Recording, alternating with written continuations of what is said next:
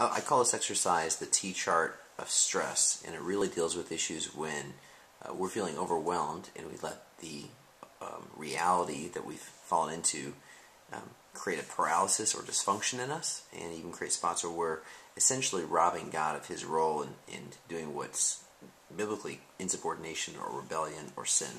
And here's the exercise. Just draw a T-chart. And on the left hand, honestly answer the question, what are you stressed about?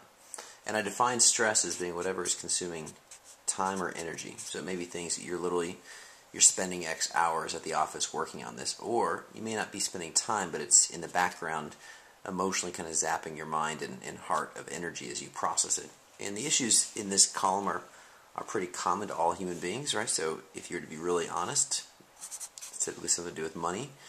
There's oftentimes a person issue. It's a relationship of what's going to happen to this person, or I can't get this person to change. Oftentimes it's a health issue, whether it's your own or a family member's. We spend a lot of time being stressed out, worrying about the future, where provision is going to come from, what next should be, on and on and on. So be honest about these things. And then I want you to stop and for a moment say, what areas of my life do I have guilt about?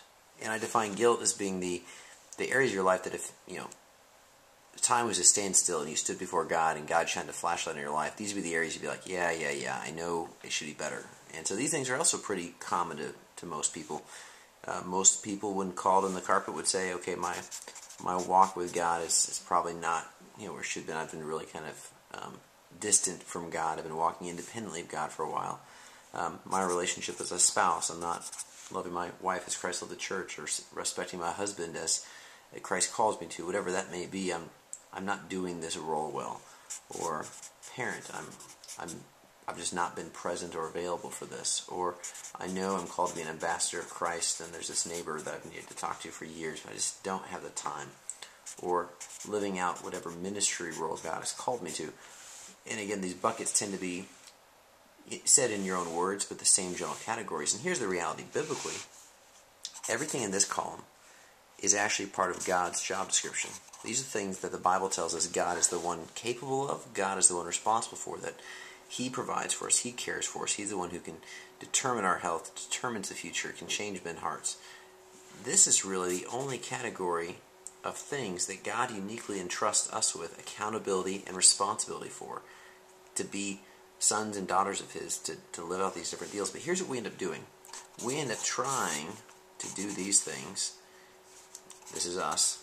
And we end up praying kind of sheepishly, God, because I'm so busy trying to take care of these things, I need you to really cover my bases here. Would you kind of take care of this for me? And what we're essentially saying is, God, I'm so worn out trying to do your job. Would you please take care of my job for me? And biblically, there's just no merit to this. This is not a prayer that God likes to bless, and this is not a calling God ever demands of us. There's a lot of things we have to sacrifice as leaders, but as Minnie Calloway says, one of the things you're never called to sacrifice is your own soul, and certainly not called to live in rebellion to your calling.